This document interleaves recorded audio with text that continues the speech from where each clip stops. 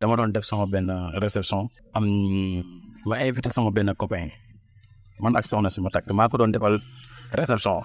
ci réception bi may invité samay copain yi ma invité am na si sama copain boo xam ne dafa àndaale xaritam ñëw ci réception bi biñ ñëwee si réception bi ñoom ñaar moom copain bi mu àndal bi mu fa dajeeg beneen copain kooku man xaw ma ko peut-être xam naa soxna si ma koy invité kooku man sax xaw ma ko ñoom dama leen a dégg ñuy waxtaan si biir wax ñoom xamuñ ne man maay jëkkër yu ndaw si ñoom si biir wax xamuñu ko léegi bi ñu waxtaan si biir wax bi maa ngi koy dégg mu ne ko loo fiy def yow ku la fi invité. maanaam dañoo daje ci xew mi kenn ku ne amuk jaaxle ci sa morom ci lan nga fi ku la fi war a indi koo fi war a xam. effectivement léegi mu ne ko diw moom fi invité mu ne ko yow koo xamee diw mu ne ko diw mooy gelu diw mu ne ko gelu diw mu ne ko waaw kii diw de kii la diw daan indi néeg ba rek di ko defaral waaw da wax na ci wax ju doy waar ko waaw bi ma déggee lu mel noonu man dama naroon dem sax ba mu yàgg ma ne xaaral ma toog rek taxaw déglu leen ndax li ma taxaw di leen déglu lépp ñoom xamuñ ne man maay njëkkiru ndaw si fii bi ma xawee yow nii waaw après dama traumatisé dama jaxasoo xamatuma lu xew ba di sax.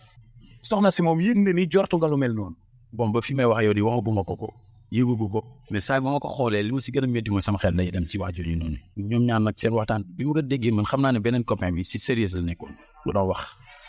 loolu si dëggam la nekkoon dama ko xamul nag damay dégg ndaw rek mais man moom suma ko xam. imaginaire da takk sa soxna ngeen war a célébrer seen mariage da indi say invité moom mu indi ay invité mu war a doon benn cérémonie bu leen di gën a marqué si seen dundu ya ñaar war a concrétiser seen union ambiance bi neex trop nga toog dana xaaral nga jël tuuti sa souffle parce que dangaa sonn yaa ngi toog di waxtaan ak say xarit di waxtaan ak invité yi am na ñoo xamante xam nga leen am na ñoo na xamoo leen si loolu da dégg ñaari nit yuy waxtaan te waxtaan googu ñuy waxtaanu kenn ku dul si sa soxna affaire bi intégré la lool na toog dana xaaral nga déglu peut-être baaxul mais yàlla baax na ñuy yëkkati ay kàddu yu ñaaw di ko jëmale si sa soxna naan ko day taxawaaloo dañ ko doon irek yooyu noonu yëpp sa xel commencé jaxasoo jafe-jafe yooyu la waa ji di dund si jamono gi nag waa ji situation gu doy waaral nekk xelam ma jaxasoo xamul nu muy def essant yi mënu toog xool soxna si sax ndax lu mu jot a dégg si moom amaana xelam mënoon na dal tuuti su fekkoon ab ndaw si ko jigéen ki loolu tax amul benn confiance ko jigéen ki